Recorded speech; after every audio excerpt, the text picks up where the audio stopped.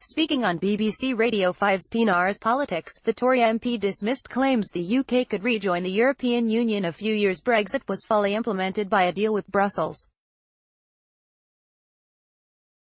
Sir Alan argued, despite some people might be surprised by the final agreement Prime Minister Theresa May will reach at the end of the negotiations, the 2016 referendum result will nonetheless be implemented with a new contract with the EU, he said. I think once we've left.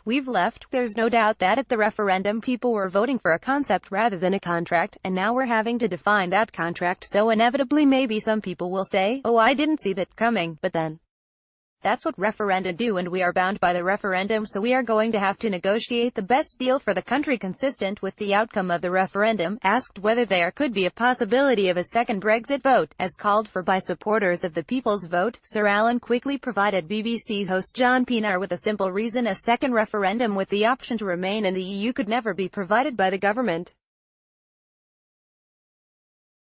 He said, I think that's fanciful. A three-way referendum. Brexit news. Sir Alan Duncan claims legislation for a second referendum would never pass by March 29. Image. TRT Getty. I think that's fanciful.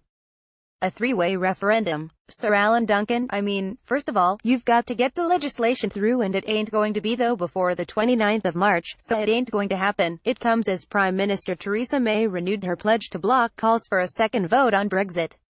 At the Conservative Party conference claiming a second referendum would be a politician's vote, Mrs May said, there are plenty of prominent people in British politics, in Parliament and out of it, who want to stop Brexit in its tracks. Their latest plan is to hold a second referendum.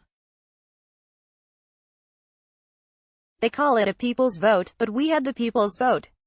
The people voted to leave. A second referendum would be a politician's vote, politicians telling people they got it wrong the first time and should try again. Think for a moment what it would do to faith in our democracy if, having asked the people of this country to take this decision, politicians tried to overturn it. Those of us who do respect the result, whichever side of the question we stood on 2 years ago, need to come together now. If we don't, if we all go off in different directions in pursuit of our own visions of the perfect Brexit, we risk ending up with no Brexit at all.